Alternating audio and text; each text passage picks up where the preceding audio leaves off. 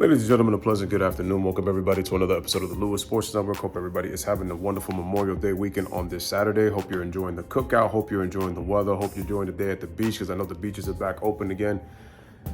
If you have not, and if you're new to the channel, make sure to hit the like, make sure to hit the subscribe button, make sure your post notifications are turned on, make sure you're sharing on your social media platforms. Truly appreciate that. Peace and blessings to everybody. On to the video. This Michael Jordan and LeBron James debate has become twofold, where it's been focused on two players. And I know there's been videos for years now on top 10 lists, and I even make my own top 10 list, but this is what really, who is to blame?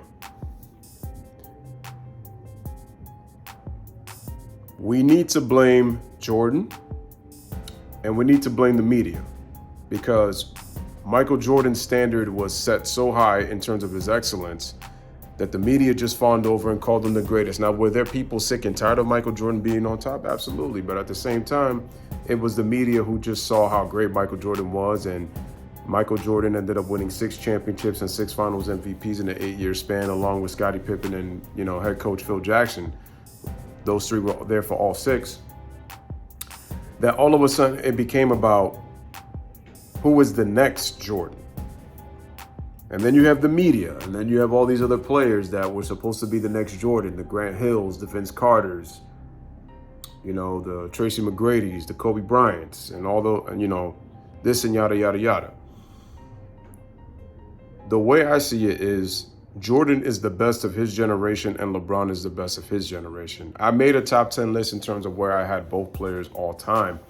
But the problem is with this debate is it's taken away from the other great players that played. We're talking about the Jerry West, the Will Chamberlains, the Shaquille O'Neals, the Kobes, the Elgin Baylors, the Charles Barkleys, the Karl Malones, the Dr. J's, the Isaiah Thomases, the Oscar Robertsons. Obviously Bird and Magic, they're the more common players that get talked about a lot. Obviously the Kareems and the Bill Russells, and we could go on, the Tim Duncans and the Hakeems and David Robinsons and Patrick Ewings, and we could go on and on. Dominique Wilkins. I mean, we could go on and on. But these guys played in 2 different eras, and the way we should judge them is LeBron is the best of his era, and Jordan was the best of his era. That's the way that we should judge these players, but that's not what's happened. The media have created a lot of storylines. They created a lot of narratives, and they're like, oh yeah, it's a healthy debate.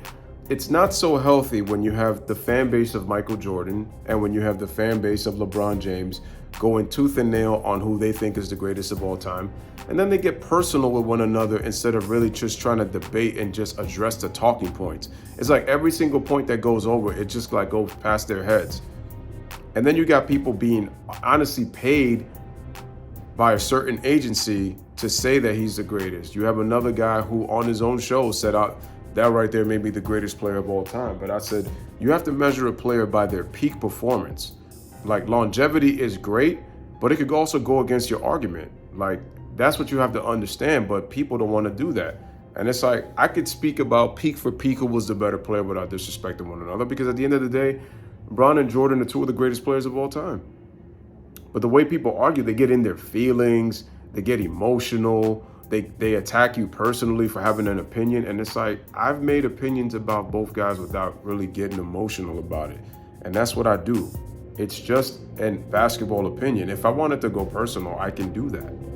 It's easy to go personal. Like, it's easy to say it's like the old saying, man, it's easier to lie than to tell the truth, right? It's hard to tell the truth, but it's very easy to lie, right?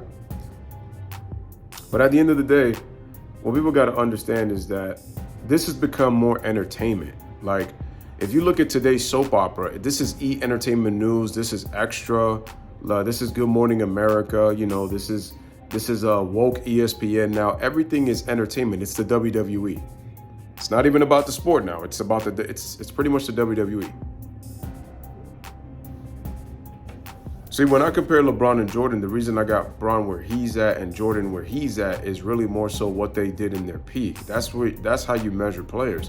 The problem is people have tried to use the longevity argument as to say LeBron is better than Jordan, like overall in terms of greatest of all time. Now, I'm not here to convince you to say who's better, whether it's Jordan or LeBron, but what I'm basically trying to say is that Jordan is going to lose the longevity argument because he didn't play as long as LeBron did.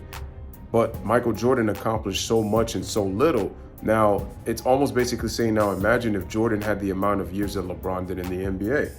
Those are more statistics getting added. Remember, there were years in his prime that he didn't play in. We count that, but that's what it's done, man. This I don't know, man. These debates, it's created a lot of chaotic, hostile, just responses and answers, and it just gets crazy. I don't even know what to say. But I blame Jordan's greatness and how he was marketed by David Stern and the NBA and by Nike. Not just the fact that Jordan was great on the court, but how he was marketed. And then what the media has done. This is what they've done. Because remember, Kobe he's the bridge. He's the gap between Jordan and LeBron. And he was supposed to be the next, but Colorado ruined all that. And LeBron became the next one. And let me say this also, what people fail to understand. Yeah, LeBron came to a bad franchise in the Cavaliers that only won 17 games. But guess what, ladies and gentlemen? Michael Jordan went to a bad Bulls franchise. They had the third worst record in the NBA before he was drafted in '84. I guess people forget that, as you hear the Dembo in the background. But my point is that Jordan's team only won 27 games before his arrival. Yeah, they improved by 11 games. And Jordan ended up making the playoffs. LeBron James didn't make the playoffs in his first year. And they improved by, I think it was, they had a 19-win improvement, did the Cavaliers have? They went from, or I think it was 18-win improvement. But either way, both teams improved. Take a look at who was on that roster for both teams. But that's the thing that people forget. These guys, both of those guys went to bad franchises. They're only making it seem like LeBron is the only one that went to the bad. He was the only one that went to a bad franchise compared to Michael Jordan, when it was like, no, the Bulls were bad before Michael's arrival too. Do people forget in '86, they were, because of the broken foot, and the Bulls were 22 games under 500. Ownership was basically saying that he shouldn't play so that they could get a top pick. And Jordan said no, he was trying to make it to the playoffs. It's just because that bottom half of the East was pretty bad. The powerhouses were at the very top.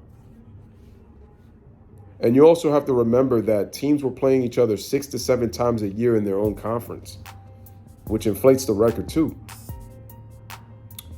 But like I said, ladies and gentlemen, LeBron James and Michael Jordan are both GOATs of their generation, and that's the way we should be judging it, but that's not what the media has done. There's a reason why they call the media the most evil devil in America, and that's how I peep the acronym. But it is what it is. So, ladies and gentlemen, there's your boy Louis with another one. Let me know what you guys think in the comment section. I believe LeBron and Michael Jordan are both GOATs of their generation. But because of my top 10, I have LeBron at 5 and Jordan at 1. How you want to argue that is not even up to discussion for me. That's up to you in the comment section.